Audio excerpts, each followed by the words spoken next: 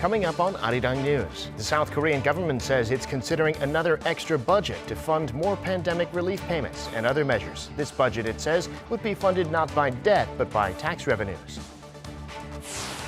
South Korea appears to be on course to achieve its vaccination targets, now 99 days into the campaign. Supplies are coming in, and 80% of senior citizens have signed up to get their first shots. And around the world, more than 2 billion doses of the various coronavirus vaccines have been administered. Close to 2/3 of those have been given to people in the world's 3 most populous countries. It's 5 p.m. here in Seoul. Thank you for joining us on Arirang News. I'm Devin Whiting. The South Korean government is considering more relief money for people who've been impacted economically by the pandemic. Those funds would come from an extra budget, it says, which would be the second one this year. Finance Minister Hong Nam-ki says the government will use tax revenue and not debt to pay for it. Kim Jae-hee has this report. The South Korean government is considering drawing up a second supplementary budget for this year and sixth since the start of the pandemic. Speaking at a meeting with financial experts on Friday, Finance Minister Hong Nam-ki said the government is reviewing another extra budget to support those hit hardest by COVID-19. Hong said the next budget will focus on disaster relief measures such as speedy vaccine rollouts, employment support plans, and financial aid for small businesses and the socially vulnerable. He also stressed the government will come up with preemptive measures to prevent inflation, increase household debt and house prices from hampering the economic recovery. South Korea needs to achieve an inclusive economic recovery and not a K-shaped recovery that signals polarization. In this sense, we need policy support to boost employment in the second half of the year and measures to strengthen social inclusion. Hong also said the government will use tax revenues to finance the extra budget and that there will be no need to issue more bonds. South Korea collected more tax revenues than expected in the first quarter of this year. The country collected 88.5 trillion Korean won, or some $80 billion from January to March, up around $17 billion compared to a year earlier. More tax is expected to be collected throughout this year as the economy recovers from the pandemic.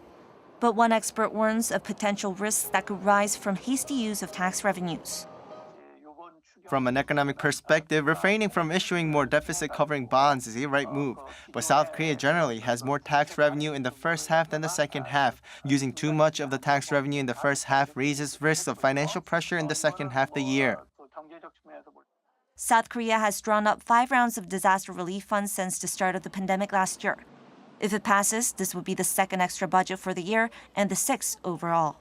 Kim Jae-hee, Arirang News. Another sign that the U.S. economy is recovering as it reopens. Jobless claims last week fell to their lowest so far in the pandemic, according to the Labor Department, at 385,000. That's a decline of 20,000 from the week before. In terms of job growth, American employers have added 1.8 million jobs so far this year, and the government's jobs report for May is expected to show another 650,000. As things get closer to normal, the state of New Jersey plans to close 6 of its vaccination centers this summer. And the Javits Center in New York, now a huge vaccination center, will host the New York International Auto Show in August. Shares of the electric car maker Tesla fell more than 5% on Thursday after a media report said the company's sales in China last month fell by almost half amid the Chinese government's scrutiny of the company. That report was published by a media site called The Information, citing internal Tesla data. Tesla's share price closed at $573. That's down around 35% from its year high in late January. Other headwinds for Tesla include parts shortages, controversy over its recent Bitcoin purchase, and recalls that have sparked safety concerns. Time now for an in-depth look at the market news this afternoon, and for that I'm joined on the line by Mr. Daniel Yu, Global Strategist at Yuanta Securities. Mr. Yu, good afternoon. Thank you for coming on today. Good afternoon. Well, stocks on Wall Street were down overnight, especially tech and some of the big growth names. The Nasdaq off by more than 1%. On the Dow, the decline was not so big. Investors looking to that U.S. jobs report coming out. Tell us what was behind the decline on Thursday and take us through the global markets. Yes, Dow fell about 0.07%. Actually, it did recover quite nicely towards the end of the session, but S&P 500 lost about 0.36%, and particularly the growth index, NASDAQ, was down by more than 1%. Clearly, the news is that the U.S. economy is growing fast, that inflationary pressure is actually amounting. And if you look at the ADP reports, it showed that U.S. company added the most jobs in 11 months, and also initial claims for joblessness fell below 400,000 for the first time. It actually came out at 385,000. And also the service PMI number came in at stronger than expected, both on the ISM and market kit showed basically a record expansion in the service sector. Due to this, we have seen the 10-year government bond rate rising sharply to well above 1.6%. And also, if you look at the inflationary pressure numbers like CRB index, the commodity index, it actually is up by more than 23% year to date, and it has hit well above 220 index level. So all in all, people are concerned about the possible inflationary pressure affecting the interest rate to rise further, tapering coming in faster than expected. All that has resulted into the correction of U.S. market, particularly growth names. In terms of the other market, it seems to be doing reasonably okay despite the U.S. dollar appreciating, and the emerging market seems to be reasonably okay. All in all, though, continuously the concern is on the interest rate and inflation. Right, that's been a concern, of course, here in Korea, too. Stocks started out quite a bit lower today, too, but by the end of the session, the Kospi and the Kosdaq had recovered most of that. Today, retail investors were buyers and institutions turned to selling. What's the story in the domestic market? Right. If you look at the overall investors, the trend, the foreign investors are a continued buyer of the market. They bought about 161.6 billion. And as you said, the retail investors bought about 471 billion, which is exact opposite of what they did yesterday. Though, however, institutional investors are the major seller of the Korean market. However, if you look at the market trend, it did go down quite significantly by around 10 a.m., but did recover quite nicely in the afternoon, and Kospi actually was down by only 0.23%, and Kosdaq was down by only 0.26%. Most of the names, such as the automakers, the also semiconductor, and most of the export-oriented companies, they did go down in terms of share prices. However, though, it did recover from the day's low. All in all, if you look at the Korea's overall bond interest rate, it is up. Also, it is affected by the 10-year government bond rate of the U.S. And if you look at Korea, it is very sensitive to the global economic recovery. And if you look at the trace data, it's showing a very sharp increase in May.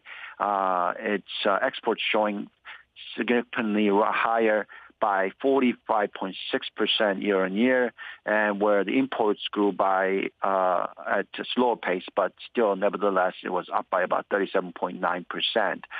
Clearly, Korean economy is recovering very nicely, and it is very economic growth sensitive, and global economy recovering is affecting positively to the Korean market. Well, Mr. Yu, let's look at the exchange rate for a minute. A week ago, the won was about as strong as it's been in a few months against the dollar. Now it's come back up again, the rate, to around 11.16. What's caused the dollar to gain strength again, and what's your outlook in terms of currencies? Right. If you look at the dollar index, it has risen quite significantly from below 90 level to now about 90.6. Clearly, it is trading at 3 weeks highs after the upbeat labor market data and also service market data. And it is showing that there is a possibility that the Fed will start tapering sooner rather than later.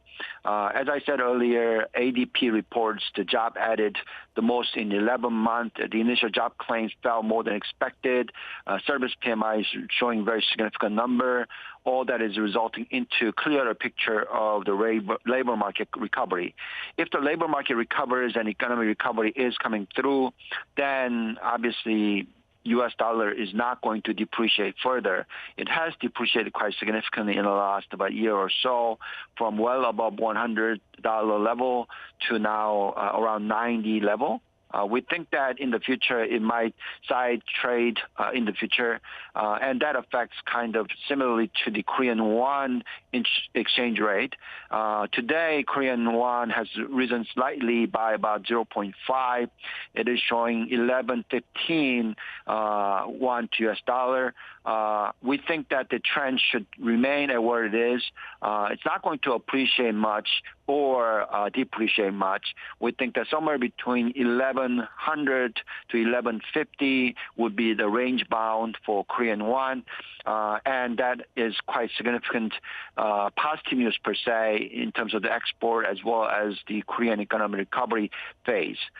We don't think that the exchange rate is going to affect negatively for export or the import or the economic growth rate in the future. We think that the Korean economy is in a right track and that the structure of the economy is reasonable. Only concern is though consumer debt level. However, though interest rate remaining very low, we don't think that that will affect the Korean won to depreciate much. We just think that it was probably box range trading. Well, finally, looking at cryptocurrencies, Bitcoin is back up from last month's low, but it's nowhere near the high we saw earlier in the spring. And the Biden administration is said to be looking at strengthening its response against cybercrime, much of which, of course, is done to get Bitcoin, like these ransomware attacks we've seen. Briefly, Mr. Yu, what do you see happening in the crypto space? Yes, in terms of the crypto space, I think it's going to continue to be very volatile. It did go up for the Bitcoin, it did go up to about 3,900 territories, but now today it's back down by more than 5%. It is down to 3,600 level. Clearly, the volatility remains high because of a lot of news that the money laundering is actually happening through the Bitcoin, and the government is going to continuously very heavily regulating this currency sector. And also, if you look at the overall cryptocurrency, the supply, it's not just going to be the Bitcoin, it's going to be very many these cryptocurrencies, and the supply level is almost 300% year on year. That is a very, very strong number. And if that's the case, then the currency's individual value is not going to go up higher because of the ample supply that you are seeing. In the past, the Bitcoins were rising rapidly because of the level of supply is very, very low, even lower than the supply of gold. But now, if you look at the overall cryptocurrency supply, it's so much, and also government is regulating heavily. So we don't think the price is going to go anywhere in the future. Interesting that supply would come back into the equation so much like that. All right, Mr. Yu, we'll have to leave it there for today. Thanks so much for coming on. Have a great weekend. Thank you. You too.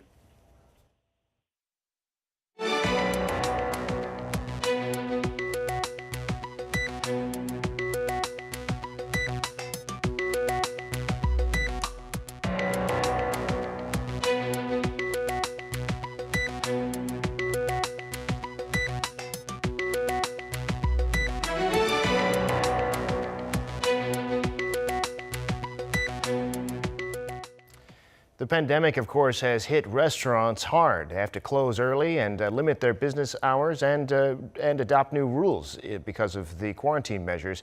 But this has prompted some to turn to producing ready-to-cook meals, which customers can take with them and cook at home. So In-kyung has this report. This restaurant has been designated by the Ministry of SMEs and Startups as a so-called 100 Years store. Out of all the restaurants with at least 30 years of history, the ministry chooses those it considers worthy enough to survive at least 100 years. And to help them survive during the pandemic, a leading company in the Korean meal kit market is selling meals from some of the designated 100 Years store in the form of a kit. Since the COVID-19 outbreak, large groups of people haven't been able to come to my restaurant due to the restriction measures. However, with the meal kit, our sales have been even higher than before the pandemic. The octopus hot pot is now ready. But with this meal kit, customers do not need to physically come all the way to the restaurant. Instead, they can enjoy the same meal in the comfort of their home. The meal kit market has seen a significant boom, growing from just over $1 million in 2017 to almost $170 million in 2020. Witnessing the rapid expansion, some leading distribution corporations have also jumped into the market.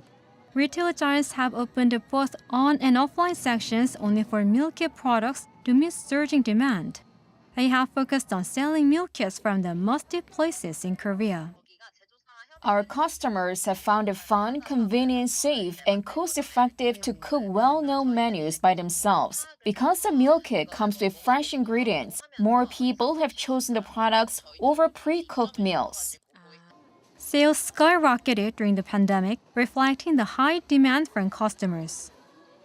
We consume meal kits more often since COVID-19 with less dining out. It costs me less money than buying all the ingredients by myself.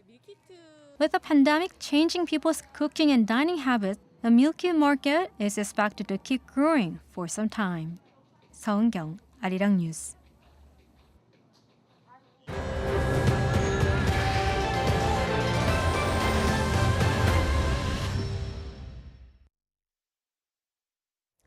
Tomorrow will be 100 days since South Korea's COVID-19 vaccine campaign began. The initial goal was to reach 12 million doses given by the end of the second quarter, which was later revised to 13 million.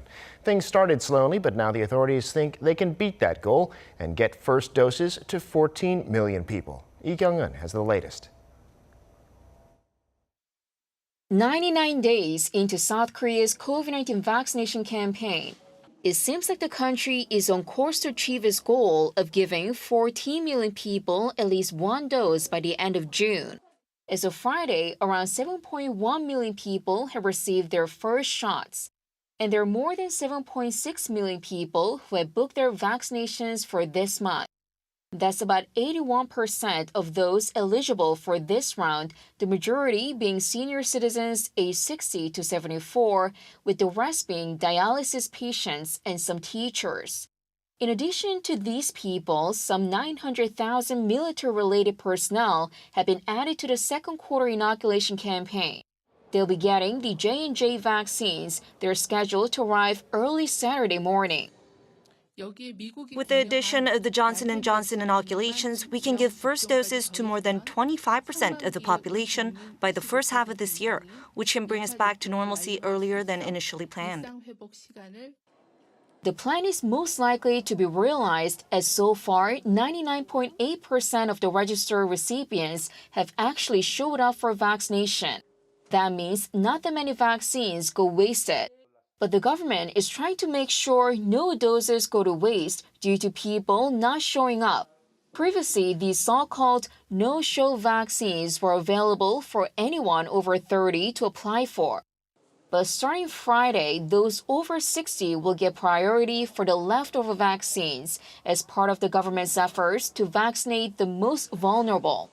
That has been the priority for the first 100 days of the inoculation campaign and will remain so for the next few weeks. Lee Kyung-eun, Arirang News. And more than 2 billion doses of coronavirus vaccines have now been administered worldwide. That milestone was crossed on Thursday, 6 months after the first doses were given. Lee Seung-jae reports.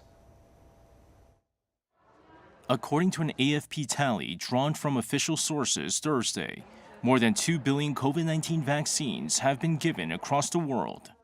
More than 2.1 billion shots have so far been given in 215 countries and territories. The milestone comes just 6 months after the first vaccination campaign began. Israel, which has been the most aggressive in terms of vaccinations, still has the highest number of vaccinated people per capita, with nearly 6 in 10 people fully vaccinated. The data shows 6 out of 10 injections worldwide have been administered in the world's 3 most populous countries: China, with over 704 million doses, the US, with over 296 million, and India, with 221 million. Nearly 4 of 10 people in the EU have had at least one shot, with Germany leading with 43.6%. AFP reports that only 6 countries have not yet started vaccinating anyone, and that includes North Korea. With over 26 million second doses being administered in the UK, more than half of all adults there have been fully vaccinated. England has fully vaccinated 50.7% of all adults. Scotland is second with 48.2%, followed by Wales and Northern Ireland at 45.9% and 47.1% respectively. The data also shows 75% of all adults in the UK have received at least one dose. Italy is ramping up its vaccination campaign by expanding its age group to those 16 and over from Thursday. Until the latest announcement, Italy's campaign operated on the basis of a person's age, with older age groups and those considered vulnerable given priority. Italy will soon start vaccinating adolescents aged 12 to 15 after the European Medicines Agency authorized the use of the Pfizer vaccine for that age group. 이승재, Arirang News. The UN says that one of its priorities this year is getting vaccines to North Korea through the COVAX facility. That's according to Voice of America, quoting the UN spokesperson's office. The UN said that the WHO and UNICEF have been working with North Korea's health ministry to develop a rollout plan and other guidelines. It's believed that North Korea has not yet given vaccines to anyone. The U.S. State Department says it has no plan for now to share its vaccines with the North. South Korea continues to see new coronavirus case numbers higher than the recent average. Today, there were nearly 700. A cluster in the city of Daegu has prompted the city to raise its distancing measures to level 2 starting tomorrow, which will mean restaurants and bars will have to stop serving customers at 9 and can only do takeout after that time. Kim Do-yeon reports. South Korea on Friday reported 695 new cases of COVID-19, of which 674 were local transmissions. It's the third day in a row that the number has been above 600. There continues to be a pattern of more cases being reported towards the end of the week, and the 7-day average now stands at 547. Cases are occurring all across the country. Seoul and the surrounding area continue to account for the majority of cases, but the rest now account for more than a third of them. The city of Daegu has seen a rise lately. The city reported 65 new cases on Friday, many of them linked to bars, which by their nature present a higher risk of exposure. One major cluster linked to a nightlife venue so far accounts for 285 cases. There's been a lot of close contact and overlapping infection routes, with people in their 20s to 40s making up 63.6% of the infections.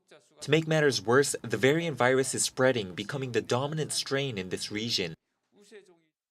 In response, starting Saturday for 2 weeks, the city will raise the social distancing level from 1.5 to level 2, joining the Seoul metropolitan area and a few other cities nationwide.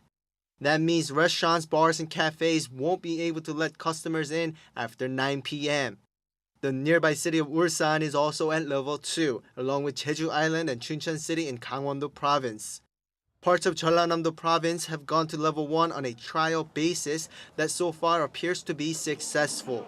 Daegu will stay at level 2 until the 20th of this month, while other regions could return to level 1.5 in just a few days, depending on the situation.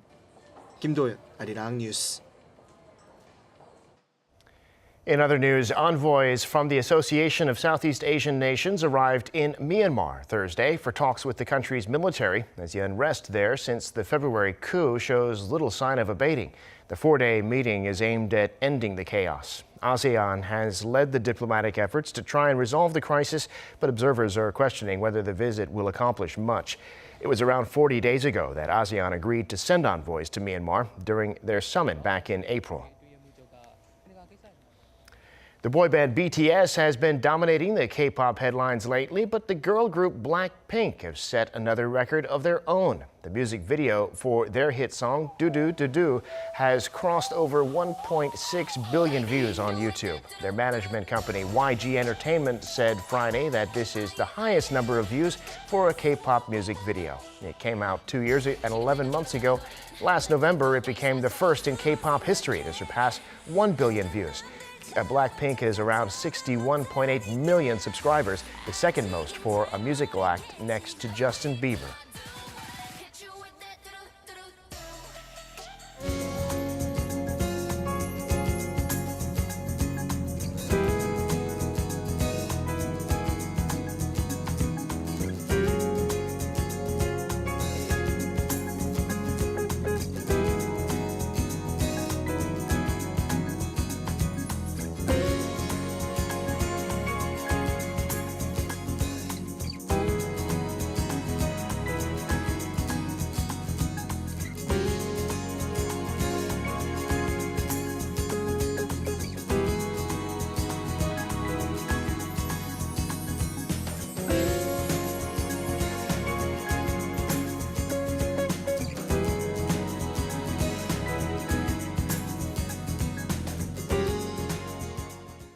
And that brings us to the end of this newscast. Thank you for watching. More live news coming your way at 7 p.m. Korea time.